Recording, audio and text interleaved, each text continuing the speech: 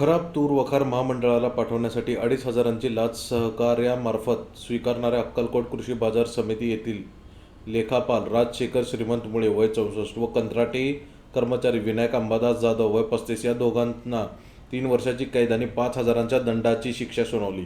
ही शिक्षा अतिरिक्त जिल्हा सरन्यायाधीश योगेश राणे यांनी सोमवारी सुनावली। ही घटना 2018 मधील घडलेली होती।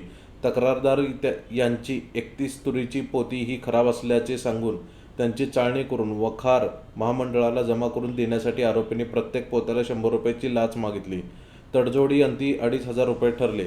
याबाबत तक्रार दिल्यानंतर लाचलुचबाबत प्रतिबंधक विभागाने पडताळणी केली। त्यानंतर आरोपींना लाच स्वीकारताना पकडले। या प्रकरणी अक्कलकोट पोलीस ठाण्यात गुन्हा दाखल झाला। या प्रकरणी आरोपींना 3 वर्षे सक्तमजुरी, 5,000चा दंड व दंड न भरल्यास 1 महिना साध्या कैदेची शिक्षा सुनावली। जगदीश भोपळे हे तपास अधिकारी होते, तर कोर्ट पैरवी अधिकारी म्हणून पोलीस उपअधीक्षक प्रशांत चौगुले, प्रियंका गायकवाड यांनी काम पाहिले। सरकार पक्षाकडून ॲडव्होकेट शीतल डोके यांनी काम पाहिले।